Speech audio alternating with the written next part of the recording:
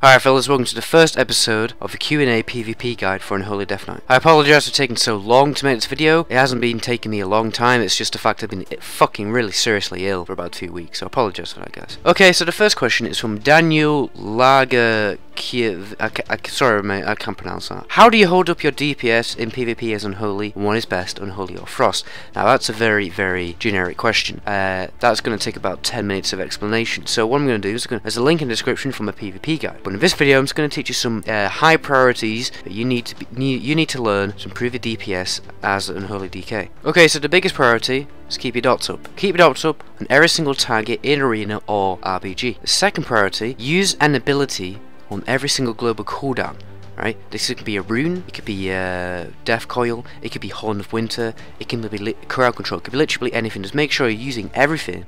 You make sure you're using an ability, especially a rune, on every single global cooldown whenever the rune comes off cooldown, because that generates runic power. Now runic power is extremely important because it generates shadow infusions. Shadow infusions increase your pet damage. Okay, it's not just like when you get 5 it makes him a big guy and does a lot more damage. It's like a steady thing, like one Death Coil is a percentage, another Death Coil, another percentage. Your pet damage is nearly half of your damage. Seriously, it's a serious amount of damage. And when he's in Dark Transformation, he's doing just as much as damage as you. So it's very important you always use your Death Coils as soon as they're available to get him in Dark Transformation as quick as possible, increase the damage. Okay, third one, whenever target's obviously below 35% health, I think it's 35, pretty sure, use your Soul Reaper. Soul Reaper is seriously good.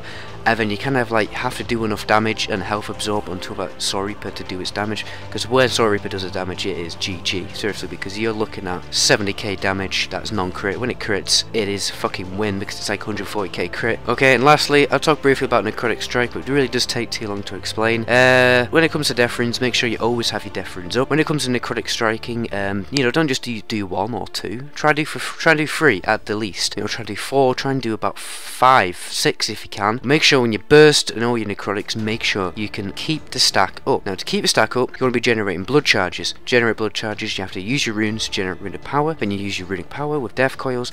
You use your Death Coils to generate the blood charges. When you get to about 5, but you'll get about 6, then you use the blood charge and you get back a Death Rune to maintain that stack. Maintain the necrotic health absorb stack for as long as fucking possible. Now, your second part of the question, what's better on Holy Frost?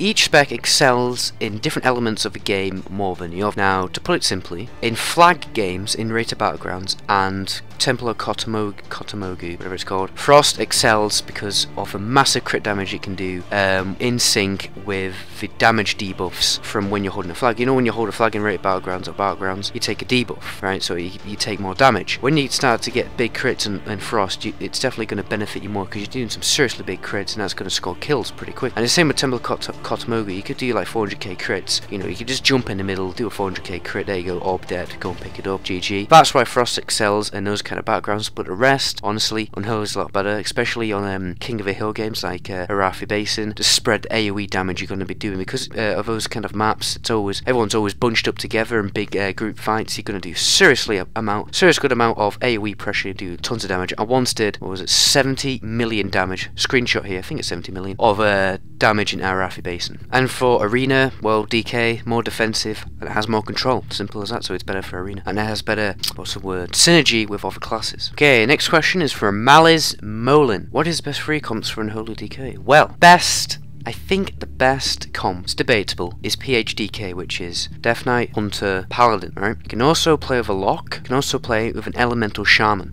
and yeah, those 3 are like the seriously strong comps. Now you can play things like TSG or Vanguard's Cleave, which basically a Rep Paladin or Warrior. I mean, they're a lot of fun, but they're not as viable, because it's really all about doing a shitload of damage, and there isn't really enough synergy for crowd control. You know, it's really lacking chain crowd control. Okay, and that's all we have time for today, fellas.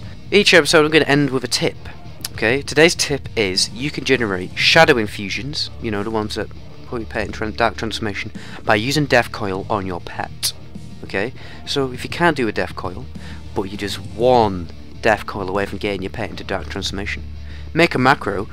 Here, I'll show you there it is, for Death Coil at pet, and use it. And then use it on your pet, pop them in Dark Transformation, do some hell of a lot of damage, benefit from the extra crowd control that you get from the Dark Transformation. Okay, thanks guys for watching the video.